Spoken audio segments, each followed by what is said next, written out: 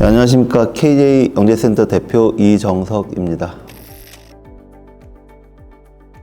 한 달 이것만 하면 된다 뭐 이런 얘기들이 사실 되게 많아요. 근데 그런 건 없어요. 한 달 안에 뭐 이렇게 역전이 되고 이렇게 되기는 쉽지 않거든요. 근데 계획을 잘 세워야 되는 거는 분명합니다. 학년에 따라 사실 다릅니다. 중1, 중2, 중3 다 다르죠. 중1은 입시 여부와 상관없이 내가 이제 능력이 돼서 입시생이 되겠다. 그 다음에 난 입시 고입을 치르기에는 좀 부족하다 랑 상관없이 중1 아이들은 여름방학 때는 선행이 필요합니다. 선행 공부를 선행 학습을 좀 해야 되는 거죠. 그동안 선행을 조금 학교 내신 공부를 한다든지 이렇게 해서 선행을 못 나갔다라고 하면 중1 친구들은 아직 여유가 있기 때문에 중1 여름방학 한 달 동안은 무조건 선행 공부를 진행을 해야 됩니다. 자기가 부족했던 선행들에 대해서 메꿔가는 과정인 거죠.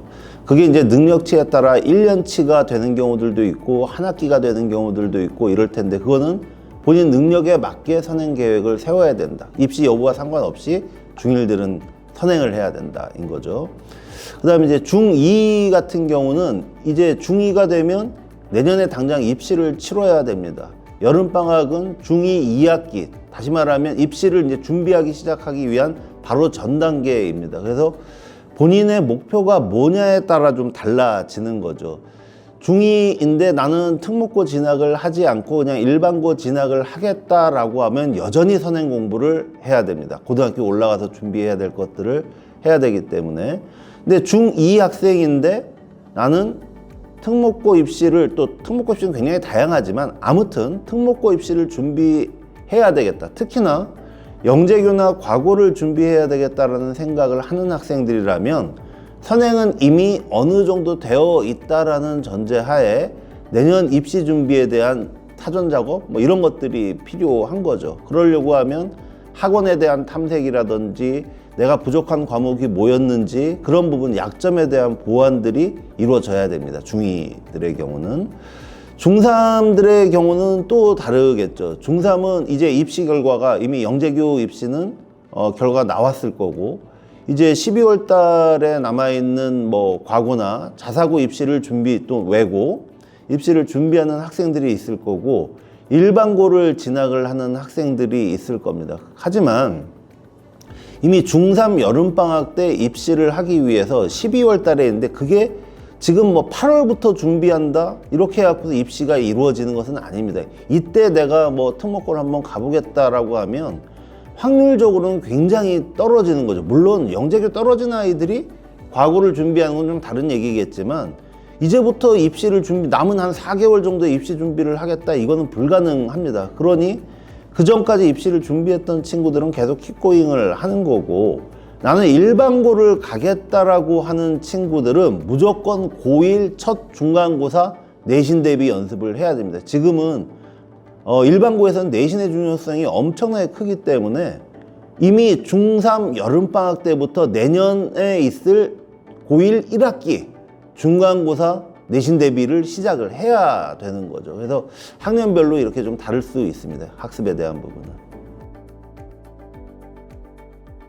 가장 일반적으로 볼 수 있는 것은 내신이겠죠. 내신 성적이 올라갈 수 있느냐 부분. 그다음에 또 다른 의미로 실력이 향상될 수 있겠느냐 이 부분으로 봐야 될 것 같아요. 전자로 내신 부분에 대한 성적 향상이라고 하면 이미 내신 부분은 사실 중학교에서 내신은 특목고 입시를 제외하면 크게 의미가 없습니다. 입시생이 아닌 다음에 중학교 내신, 물론 내신을 잘하는 습관을 길러두는 게 중요하긴 하지만 내신만 놓고 보면 중학교 내신이 사실 그렇게 중요하지는 않습니다. 입시를 하지 않는다라고 하면. 그럼에도 불구하고 내신이 중요한 이유는 공부에 대한 자신감 때문인 거죠. 내신 성적조차도 좋지 않으면 공부에 대한 자신감이 현저히 떨어지게 됩니다.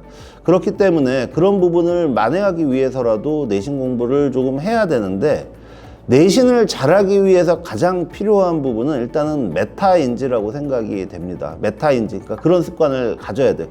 내가 무엇을 못하고 있다라는 것을 알고 있는 상태가 굉장히 중요한 거죠. 대부분 공부가 안 되는 친구들은 본인이 뭘 못하는지를 잘 모르거든요. 여름방학 동안에는 계속 내가 1학기 때 중간고사, 기말고사에 성적이 안 나왔었던 이유가 뭘까에 대한 고민이 철저히 이루어져야 됩니다. 그걸 알고 나야 성적 향상을 위해서 내가 뭐가 필요하다는 부분을 알게 되는 거거든요. 그래서 본인을 좀 뒤돌아보는 그런 습관을 가지는 것, 이런 것들이 조금 필요하다라고 볼 수 있죠. 내신 공부에 있어서는.